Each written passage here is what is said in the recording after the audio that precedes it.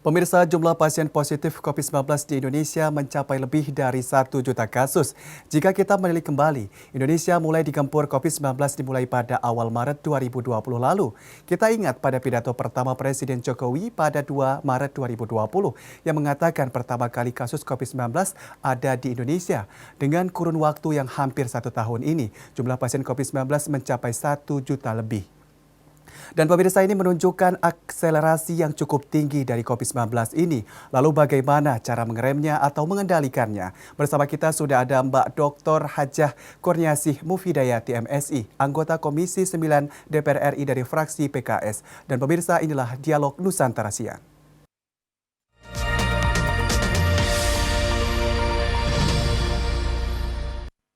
Halo, selamat siang Mbak Mufida. Assalamualaikum Mas Wa- Adi, salam Waalaikumsalam. sehat. Waalaikumsalam. Bagaimana kabarnya nih Mbak Mufida? Ya, salam sehat untuk semua pendengar dan teman-teman dari Nusantara TV. Hari ini kita sangat prihatin dengan angka yang sangat luar biasa dari penambahan kasus COVID ya. Mudah-mudahan bisa segera dihentikan. Baik. Mbak Mufida, angka 1 juta lebih pasien COVID-19 ini lebih banyak dari total seluruh kasus di negara Asia Tenggara lainnya. Bagaimana nih menurut Mbak khususnya dalam penanganan COVID-19? Apa masih ada yang kurang? Padahal pemerintah sudah terus mengupayakan menurunkan jumlah kasus positif loh ini Mbak. Dan menurut Mbak bagaimana pengawasan dari pelaksana protokol kesehatan yang sudah dijalankan pemerintah saat ini? Ya, kita memahami bahwa pemerintah sudah melakukan berbagai macam upaya ya untuk bisa mengendalikan bertambahnya terus angka kasus positif COVID-19 di Indonesia. Kita sekarang sudah ranking 1 di ASEAN tertinggi, bahkan di atas Filipina ya, angka positif COVID di Indonesia. Ini angka yang sangat memprihatinkan dan harus ada terobosan di pemerintah dalam hal mengambil kebijakan. Nah, kita memberikan masukan beberapa hal di Komisi 9 pada rapat dengan pendapat beberapa waktu yang lalu, pekan yang lalu, itu adalah terkait dengan manajemen kebijakan yang satu pintu. Artinya selama ini kita melihat begitu banyak kebijakan dikeluarkan, tapi masih terlihat ego sektoralnya masing-masing gitu ya. Sehingga antara satu kebijakan dengan implementasi di lapangan juga sering terjadi gap dan ada akhirnya persoalan-persoalan yang muncul ya, sehingga tidak bisa membantu memaksimalkan pemotongan ataupun pengendalian penularan COVID-19 ini. Jadi kita berharap yang pertama pemerintah bisa memperbaiki kebijakan yang lebih terintegrasi, yang satu pintu, dan leading sektornya tetap ini harus kesehatan. Karena apa? Karena pandemi yang kita hadapi ini adalah bencananya bencana kesehatan, bukan bencana alam. Ini adalah bencana non alam dan ini adalah virus yang dihadapi. Karenanya kita berharap tetap dalam bingkai pendekatan kesehatan dan semua mengakar kepada polisi-polisi kesehatan. Itu yang pertama. Yang kedua, kita juga mendorong pemerintah untuk terus ditingkatkan dalam hal 3T. Karena 3T inilah yang saat ini masih terus ditingkatkan dengan tentu saja dengan testing yang lebih jelas, lebih cepat gitu ya. Karena saat ini untuk PCR itu di daerah-daerah itu masih agak sulit ya. Bahkan mungkin ketersediaan alat PCR-nya juga masih, kalau untuk sampai di level kecamatan itu masih belum ya, tapi masih harus ditingkatkan pengadaan dari alat-alat PCR dan lab-nya supaya bisa menghasilkan kesimpulan dari PCR itu dengan cepat. Saat ini misalnya di Jakarta aja masih harus menunggu 3 hari. Baik. Selama 3 hari itu masyarakat ini yang diuji PCR-nya masih bisa jalan-jalan. Nah, inilah terjadi potensi penularan di sini. Artinya testing ini harus diperbaiki kualitas dan juga kuantitasnya. Begitu juga dengan tracing, ini bisa dipercepat dari sisi tracingnya seperti apa. Apalagi treatmentnya. Treatment ini juga harus diperbaiki karena supaya ketersediaan pasienkes, ketersediaan alat kesehatan, ketersediaan obat yang berkualitas ini harus dijamin. Khususnya obat ya, Mas Adi, kita sangat mendorong pemerintah agar sudah 10 bulan ini kita belajar obat mana yang terbaik yang bisa memberikan kesembuhan kepada pasien dalam kategori-kategorinya masing-masing, kategori rendah, kategori sedang, dan kategori kritis. Supaya obat ini jangan, karena kita mendapatkan masukan ya di DPR itu, ada yang dikasih obatnya tuh obat standar aja, padahal pasien sudah kategori tingkat sedang. Nah, ini kita berharap pengadaan obat dan juga pemberian obat kepada pasien ini bisa ditingkatkan kualitasnya, mutunya, efikasinya, benar-benar obat yang bisa memberikan kesembuhan.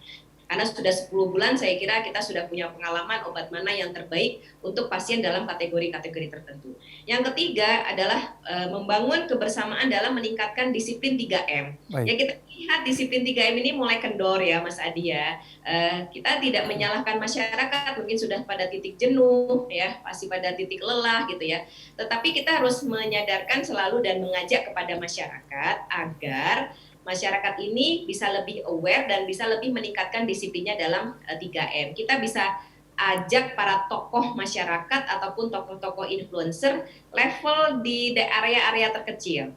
Makanya kita sering mengusulkan juga ya pembatasan kebijakan pembatasan kegiatan masyarakat yang akan diperpanjang nanti coba mungkin bisa dikerjakannya itu dilakukannya itu berbasis area yang lebih kecil, kelurahan, desa, RT, RW ya, supaya kontrolnya dan kendalinya bisa lebih mudah, gitu yang kita usulkan.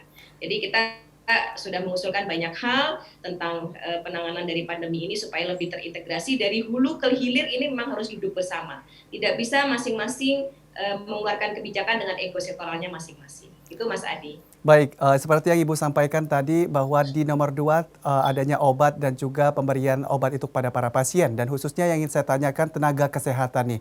Nah, sekarang ini banyak sekali tenaga kesehatan kita yang meninggal dunia akibat COVID-19. Lalu nih, apa yang perlu diperbaiki nih Mbak Mufidah? Ya, tenaga kesehatan kita juga harus diperhatikan ya tentang kualitas kesehatannya dan juga harus ditambah. Kemarin kita sudah bicara dengan Pak Menteri dan Pak Menteri sudah menyepakati di Komisi 9 akan menambah tenaga-tenaga SDM-SDM yang di medis maupun di tenaga kesehatan yang sudah mumpuni ya sudah lulus, tinggal hanya urusan administrasi sertifikat bisa dipermudah, tidak dipersulit dalam hal administrasi dan birokrasinya supaya bisa langsung terjun ke lapangan. Jadi ini juga terkait dengan vaksinasi seperti apa, Mbak? Gimana? Terkait dengan vaksinasi, apakah rencana Menkes ini menggunakan data yang sudah valid dan tepat? Menurut Anda seperti apa? Oh, terkait vaksinasi ya, vaksinasi nih maaf nih agak tenggorokannya agak gatel. Vaksinasi itu kita juga sudah meminta supaya dipastikan 3 hal, mutu, efikasi dan kualitas ya, karena hanya 3 hal ini yang bisa memenuhi syarat untuk bisa aman di masyarakat. Artinya efek samping dari vaksinasi ini juga harus diantisipasi.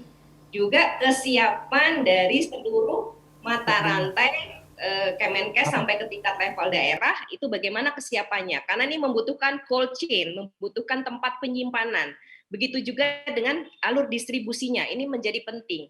Karena efikasinya sudah teruji di atas 50%, yaitu 63%, artinya dan sudah dinyatakan oleh WHO boleh disuntikan kepada masyarakat, maka sekarang PR berikutnya adalah menjamin mutu, efikasi, dan kualitas dari vaksin ini dari pusat sampai ke tempat vaksin itu dilakukan, supaya tidak berubah kualitasnya, tidak berubah efikasinya, dan tidak berubah mutunya. Jadi harus dijamin bahwa vaksin ini sampai disuntikan kepada masyarakat itu aman, ya, kemudian efikasinya bagus dan kualitasnya bagus. Tetap 3 hal itu sampai disuntikan harus dijamin. Dan kendalanya semua distribusi ini yang harus diatasi. Begitu khususnya daerah-daerah yang terpencil, daerah-daerah yang jauh, ya yang masih listriknya mungkin masih harus perhatikan karena cold chain ini membutuhkan listrik juga gitu.